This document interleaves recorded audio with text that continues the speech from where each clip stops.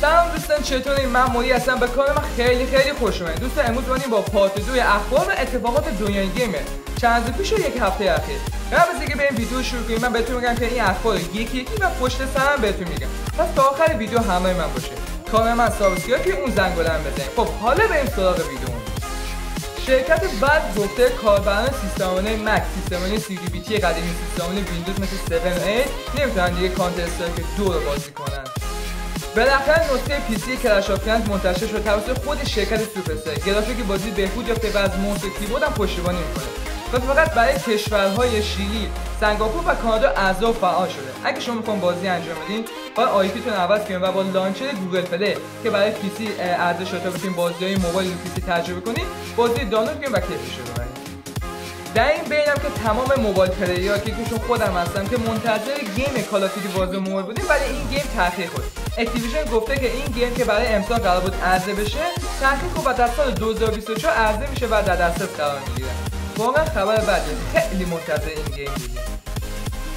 در اساسن کرید میراژ یک حالت و مود رنگی است برای تم بازی که خاطره اساسن کرید های قدیمی رو برای ما زنده میکنه. بازی فورزا موتور اسپورت که میدونی عرضه شده و تونسته نمره 85 از متاکریتیک دریافت کنه و جالبه که بدونید که این گیم قبل از اینکه عرضه بشه توسط رز 1911 یا رازور کرک شده.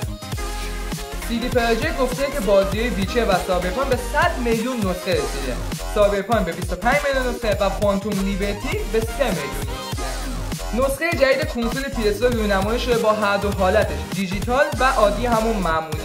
و فرق با نسخه قبلی نکرده، همون قدرت و سخت افزار داره، فقط کوچکتر، سبکتر و بهینه‌تر شده. و دو تا قیمت داره، نسخه دیجیتالش $450 و نسخه عادی معمولیش $500. حجم بازی اسپایدرمن 2 گفته شده این بازی به 88 گیگ فضا نیاز داره و جالبه که بدونید که این گیم دو حالت سیستم تاراندازی داره. یکی عادی و سرگرم کننده است که خود بازی دومی بر اساس فیزیک واقعی هستش. قرار نسخه‌های جدید بازی ابرقهرمانی ساخته بشه. بازی آیرون من و بلک پنتر این بازی ابرقهرمانی هستن که میخوان بسازن و توسط شرکت مارول. بازی لیسافی که یه جوری الدینگ 2 هستش، چون حالتهای الدینگ داره تو مبارزه کردن، راه رفتن و خیلی کارهای دیگه انقدر سخت بوده که خود سازنده‌ها اومدن تو اولین آپدیتش بازی کمی آسون کردن. ریمیک بازی مکس پین قرار عرضه و ساخت بزرگی داشته باشه و توسط استودیو ریمیدی عرضه میشه و توسط شرکت راکستار منتشر میشه. خب اینم از اخبار گیم و اتفاقات دنیای گیم چند روز پیش و یک هفته اخیر. جالب بود، خوب بود. یکیشون هم بعد بود به خاطر بازی موبایل.